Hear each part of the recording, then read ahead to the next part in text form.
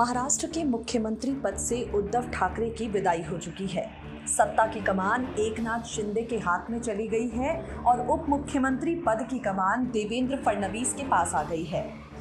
रश्मि ठाकरे ने अपने पति की कुर्सी बचाने की काफ़ी ज़्यादा कोशिश की।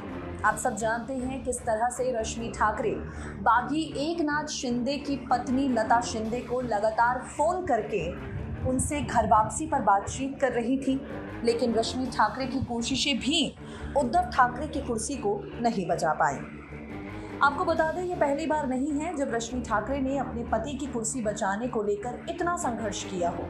साल 2019 में जब भाजपा और शिवसेना के बीच मुख्यमंत्री पद को लेकर खींचतान चल रही थी, तब भी रश्मि ठाकरे ने उद्धव ठाकरे को काफ़ी ज़्यादा राय सलाह दी और शरद पवार के साथ मिलकर सीएम की कुर्सी की कमान उद्धव ठाकरे के हाथों में दिलवाई। रश्मि ठाकरे शिवसेना अध्यक्ष उद्धव ठाकरे की पत्नी हैं।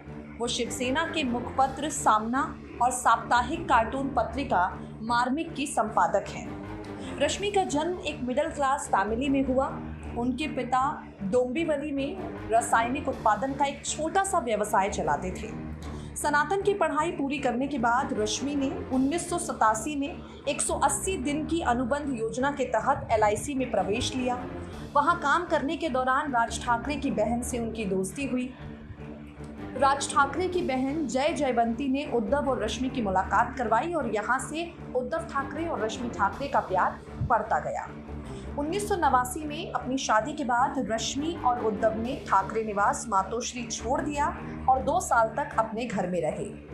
अपने युवा दिनों के दौरान उद्धव ठाकरे एक भावुक वन्यजीव फोटोग्राफर थे, जिनकी राजनीति में कम दिलचस्पी थी।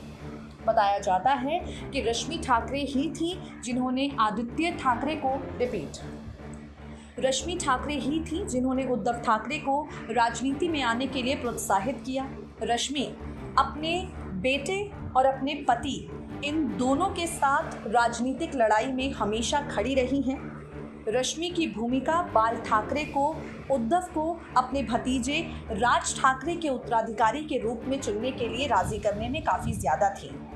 रिपोर्ट्स की माने तो रश्मि चाहती थी अगर पार्टी सत्ता में लौटी तो 1999 में उद्धव ही राज्य की भागदौड़ संभाले। शिवसेना कार्यकर्ता रश्मि ठाकरे को वाहिनी साहिब के नाम से पुकारते हैं। महाराष्ट्र की राजनीति में बैकरूम खिलाड़ी होने के अलावा रश्मि के नाम कई व्यावसायिक उद्यम भी हैं। मिली खबरों की माने तो रश्मि 3 फर्मों में बिजनेस पार्टनर हैं। वो Samaveda real estate private limited और सहयोग डीलर्स प्राइवेट लिमिटेड में निदेशक का पद रखती हैं।